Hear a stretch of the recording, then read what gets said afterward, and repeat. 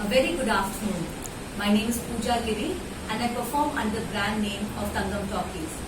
On account of World Storytelling Day, which is celebrated worldwide on March 20th on the theme Voyages, I present to you a story about Judy. Judy was a beautiful white-red pointer. She was one of the 7 puppies born to a family who came from Sussex. At the age of 3 months, Judy somehow managed to escape and went to the back alleys and by lanes. But soon she was found at the age of 6 months and brought back to the kennel.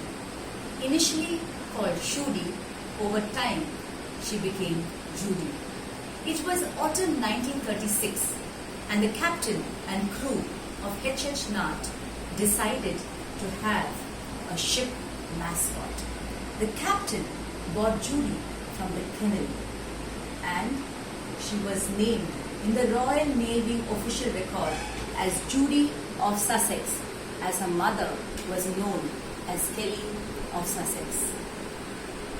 The captain and crew of the ship hoped to make Judy a gun dog, but soon their aims and attempts turned futile.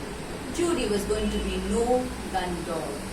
In fact, one of the crew members wrote in his book, which was found later on, which said, "Our attempts to make Judy a gun dog over the days turned to be very, very, very grim and small." But Judy proved her worth otherwise.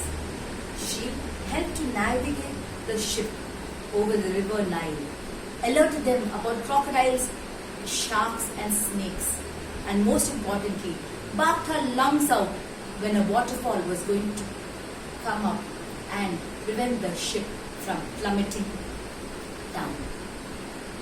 Cooper, one of the crew members, was given the official title of Keeper of the Dog, and he made a beautiful bed for Judy, a carton with some soft blankets. Soon, Judy proved her worth once again by alerting the crew and staff of pirates who had boarded the ship. The pirates thought that they would capture the ship and the crew, but with Judy's alertness, their plans were completely thwarted, and rather than them taking the crew by surprise, they were surprised and captured. Over time, Judy once again proved her worth by telling the captain and the crew about a low-flying Japanese aircraft which was coming over the ship. She could hear the noise miles and miles away, which no human being could hear. In 1938, as part of the ship's and the crew rotation, the captain and crew came back. Judy was one of them. And in 1939, a new crew was formed, which was now bound to be on H.H. Grasshopper and Dragonfly, 2 sister ships. This was because Britain had gone to war with Germany and ships were required. The ship was bound from Britain to Singapore, and during the travel for the first initial days, Judy had such awful seasickness, but the staff and the crew maintained she remained calm and safe. And Judy gave back her thanks by waving and wagging her tail or giving a nice lick to all the staff that boarded the ship at various docks. For a couple of years, there was not much action. But then, in 1942, the Battle of Singapore began. Between 8th and 15th of February, H.H. Grasshopper and Dragonfly were commissioned onto the sea. But soon, the 2 ships were bombed, though Judy alerted them the best that she could. Dragonfly was hit very badly, while Grasshopper was hit by 2 bombs. And a decision was taken to completely abandon the ship and take smaller boats to go to the nearby island. Captain Frank White, who had taken a fancy to Judy, managed to rescue everybody. After seeing that everybody was safe on the island, Captain Frank White realized that Judy was not on shore. After a couple of hours, he went back to the ship to get some provisions and search for Judy, and he found her on the lower deck, pinned to her bed. He rescued Judy, scrummaged some provisions, and a draft boat came back to shore. While the food ran out quickly, the biggest problem on shore was no water. Judy proved her worth once again. She managed to sniff out a water spring, thus proving her worth and saving all those on shore. She even alerted them about snakes and scorpions, as there were plenty of them on land.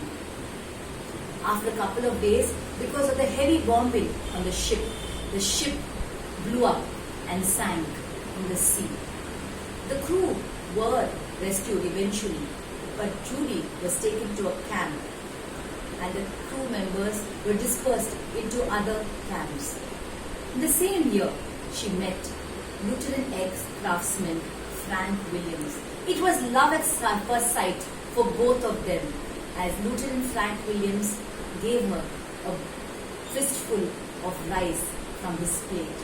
From then on, Judy barked when any guard went near Frank Williams or any of the campers out there. Now, what was going to happen to these campers and people like Frank Williams and Judy? Soon, these prisoners of war were sent on another ship, to another camp. But on 20th May 1946, while they were on board, a huge storm hit the ship, torpedoing it completely. Frank Williams threw a log to Judy to help to rescue her, while himself coming to shore. He was captured by the locals and taken to a camp. We waited for days and wondered whether Judy was safe or not. But soon we got news that a dog at the pier was waving her tail and welcoming people who were coming from various ships or rescuing them by throwing a log. Frank Williams knew that was Judy, and one day, to his surprise, he heard a whimper, and when he turned, he saw Judy running towards him, and he jumped on him and gave him a big hug and many licks.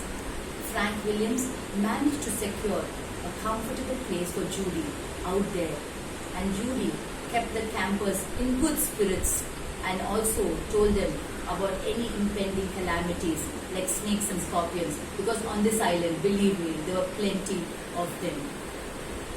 Frank Williams and Judy stayed there for some time, but was soon released.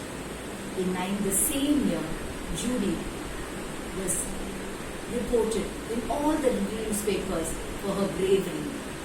In fact, a big point is, in the Second World War, Judy was the only animal to be officially recorded, and this is something important to remember.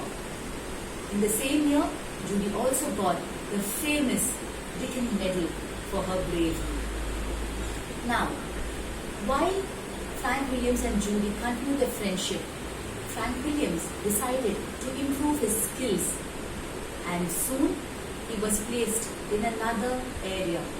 He and Judy decided to raise funds for charities for rescued animals by taking photographs of Judy, and also funds for the women or wives of prisoners of war. In 1948, Judy and Frank were commissioned for a government-sponsored fund to East Africa. They worked there tirelessly, and in 1950, nearly at the age of 14 years, Judy suddenly took ill health, or rather she fell sick, and on 17th February 1950, Judy was laid to rest in a rough life jacket by Frank Williams. Judy was built a beautiful marble grave by her good old friend Frank Williams. But that's not where the story ends, my friend. In 2006, Judy's collar and the Dickin Medal which she got for her bravery were displayed in the Imperial War Memorial in the animal section, and these were given none other than by Alan Williams, son of Frank Williams. It's a true story. Thank you. And I would like to tell you that this is a true story about Judy and her bravery and her voyages that all happened during the Second World War. Hope you enjoy the story as much as I enjoyed and loved telling it to you.